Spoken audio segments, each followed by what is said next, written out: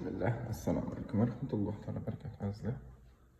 4-suitxonamiz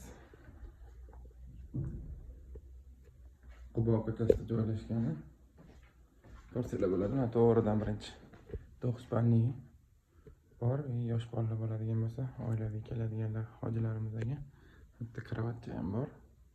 Bu yoqda yonidagi xonada 3 talik kravat, konditsionerlari bor, shkaflari bor, oynalari. Hop. Keyin bu yoqda o'tiradigan joy holi.